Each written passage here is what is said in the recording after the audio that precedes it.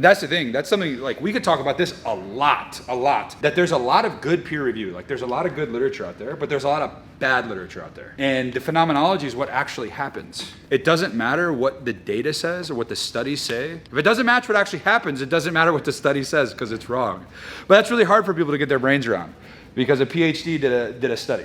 Or a master's student did a study. But it's like what actually happens in the gym. I could be an academician and I have never helped someone get out of any sort of pain at all, or helped anybody lose any weight, or helped anybody get strong at all. But it's literally my whole life. But because you published a study, you have some sort of credibility that I don't have. So much of this peer review, if you actually read the studies, it's like master student, PhD, doesn't matter. Took 18 people through 6 weeks of strength training and had them in a cohort of 9 and a cohort of 9 and come up with a study that gets published then in like Men's Health or something. And now everybody believes it.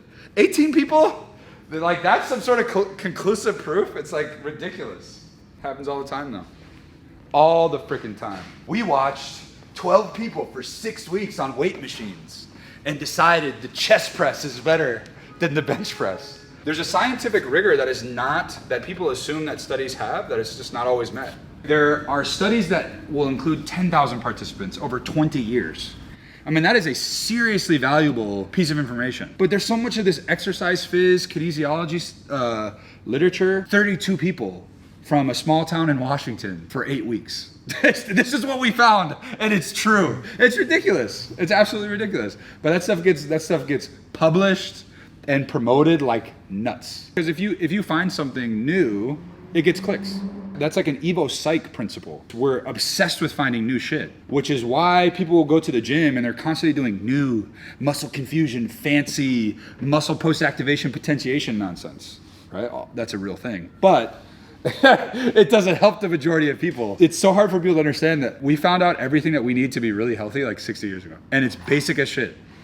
Super basic. We need some barbells, we need a belt, we need some plates, we need some heavy objects to carry around. We need to be really active throughout the day. We need to eat fruits and veggies, drink water, have protein, lots of protein, and sleep.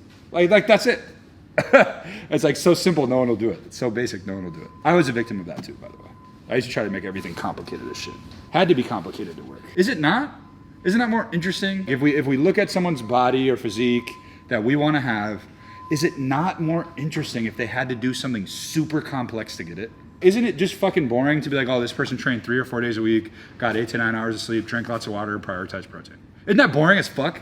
But that's what actually works though. That's like what people do. And that's what's got me the best results. That's what gets my clients the best results. Far and away.